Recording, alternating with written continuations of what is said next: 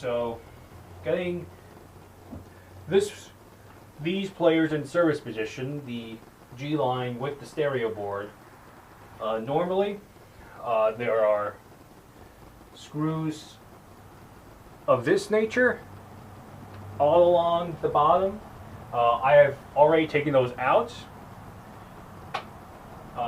So to get in service position, we're going to take this case and the bottom case off. So to get either case off, you need the screws on the bottom off, which, like I said, I've already done, and you want these 3 standard Phillips head screws undone.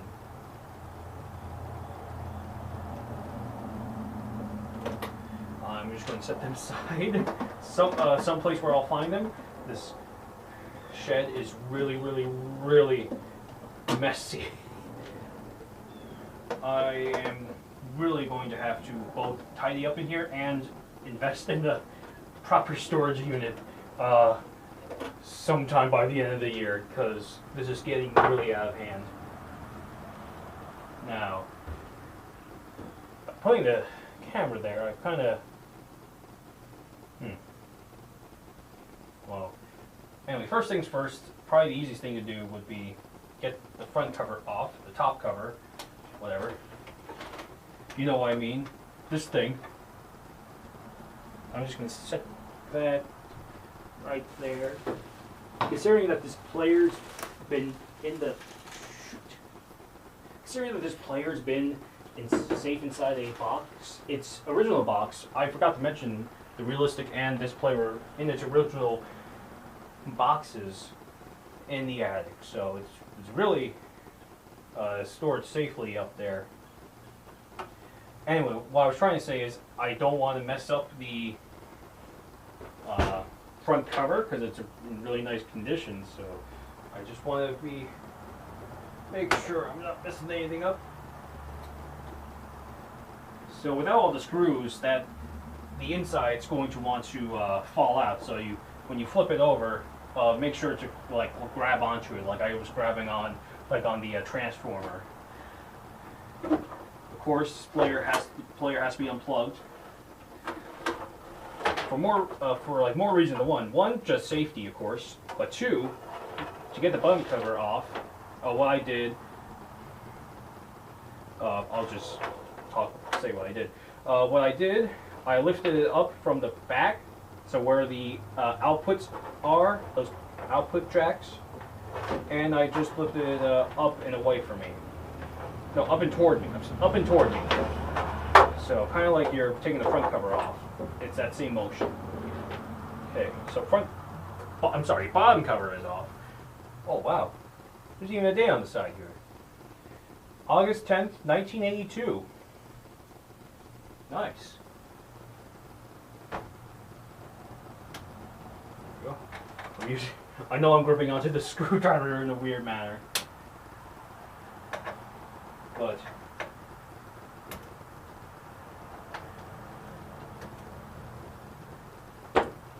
here.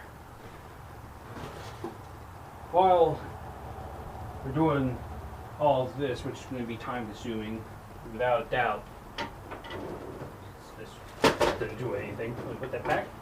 Let me get my second battery charging, because already that I can see the camera is on 2/3,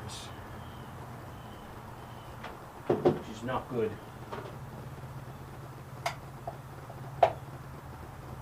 So get my second battery charging.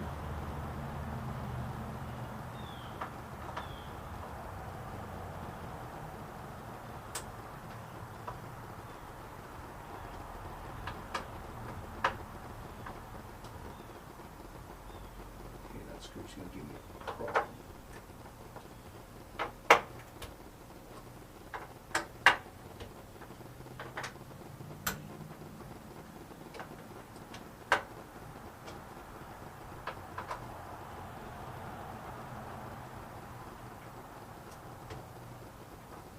There we go.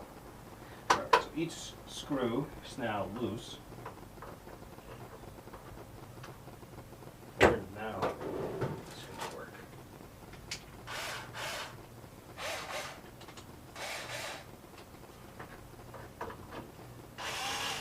No, it really was. Wow. Talk about inconvenient. So, the main board has 2 screws here, 2 screws there, 2 screws there. The stereo board has just 4 screws around its perimeter.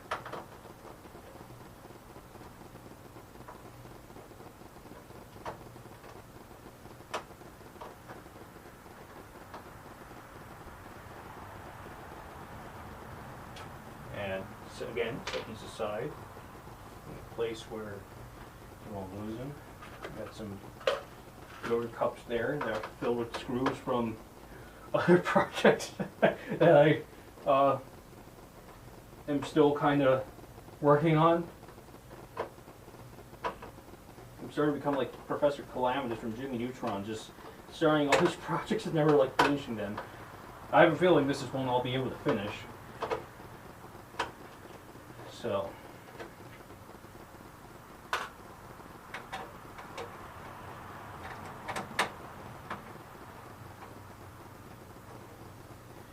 And I'm going to step aside once I get all the screws out, because I'm going to need something you might not totally expect you need, but you do if you want to work on these FG players. Might as well say it, because I got all the time in the world. What I'm stepping aside to do is I have to get some VHS tapes to not holster, but to put the chassis on once I get the boards out of the way, because you have to do that in order to clear the help the motor clear, and it's going to need, well, not only that, but just to have enough height for the circuit boards to like rest comfortably out of range.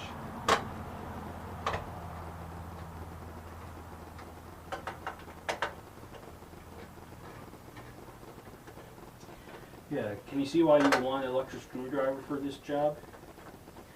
And I would use it again, but these damn screws are apparently the size too small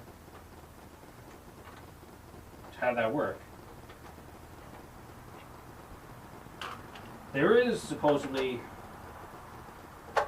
some extensions that you could have gotten from RCA if you're a service technician, if you just want to work on the stereo board. But in this day and age, without finding such a tool, you're going to have to bring both boards out.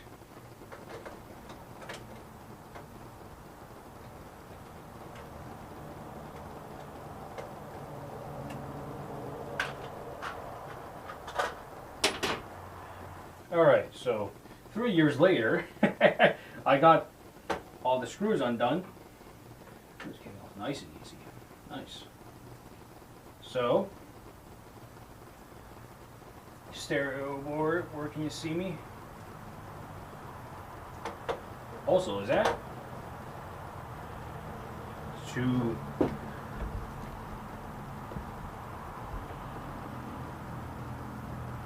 might be a little better. Oh well. So like I said, 4 screws around the perimeter on the stereo board to get removed. 2 screws here, 2 screws there, 2 screws there on the main board.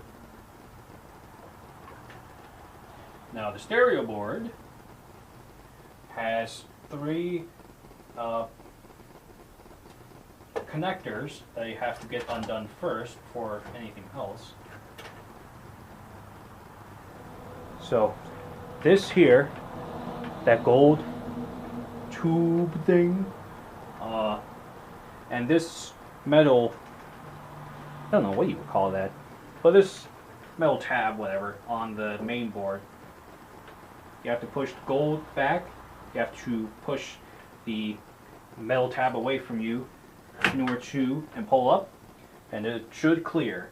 Now on the stereo G-line players, you have to push the connectors underneath the this rod here that does the turntable lowering and all that. I can tell that has that fresh special wax that or grease that they use on this rod here. So this thing's definitely gotten very little plays on this day. Now what's that? So this is part of the remote transmitter, the receiver, whatever. Now if I'm imagining this right, I don't remember this being a problem before, but it's just how it's connected. It's not going to want to cooperate, is it? But in any event, what I'm going to do now is take the board out and swing it over yonder. Make sure the heatsink clears the extensions of the chassis at the bottom here. Yeah, this thing's going to give me problems when it hasn't ever done this before. Are you freaking kidding me here? Why would you do this, RCA? Why did this pass? This never happened before. This might be the best that I can get it. Alright, so I had to step aside because I had to fetch 8 VHS tapes. I'm going to use these to prop up this chassis on the 4 main pillars.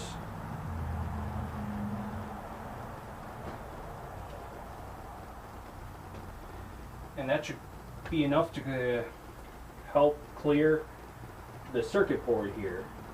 Even though, again, that one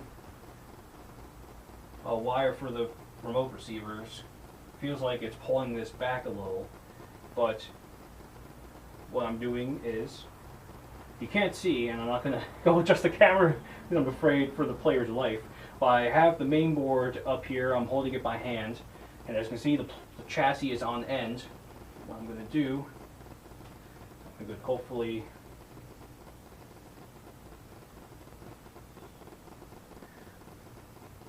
okay, well now the one pillar is kind of supporting the main board, but I don't want to do it because it's kind of holding by the heat sink and all that. I don't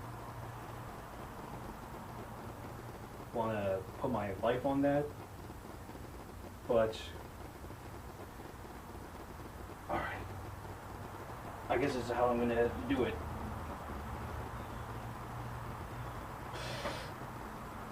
Easy, easy, easy.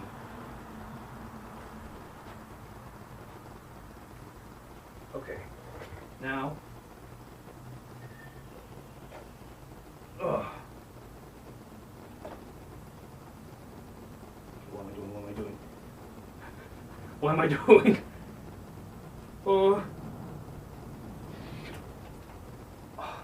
It's this connector here.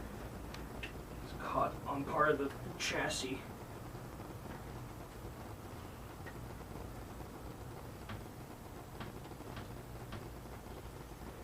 Okay, so now on the left side, it's on both of those taped pillars I've set up. Now the question is, can I get it to go on here without destroying the board? Oh my god. Oh, if you've done it right, it should probably look like that, I hope. So, there's this, I don't know if you can tell, but there is like a space between the end of the motor and the top of the case. VHS case. So that means that the motor should be able to spin freely, and that's what we want. Now, last thing, we want to put the stereo board in, match the connectors with the right place. Like, for example, this should go like that. Each plug has a unique set of connectors, so it's impossible to get them mixed up and plug them in the wrong place.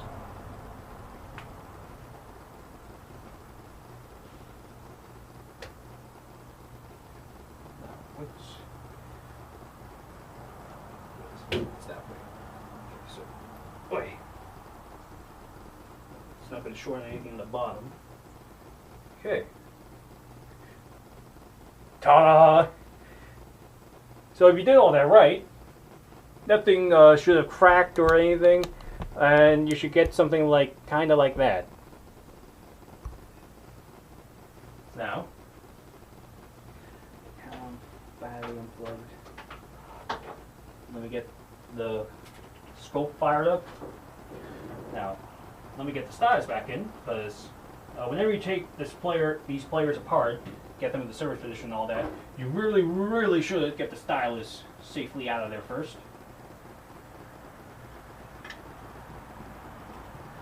And it's as simple as that. Alright, let's see if we messed anything up. Let's see if anything smokes. Alright, good news is no smoke. Yeah, that part's really icky, where the belt still is. I did my best to clean up as well as I could, but alas, you're not going to be able to get much out. So, this should also...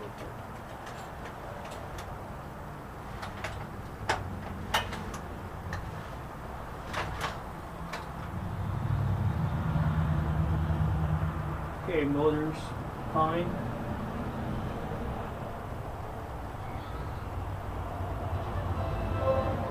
Alright, I didn't botch anything up. Thank God. Because if I did something stupid, first off, I wouldn't be the guy to do it.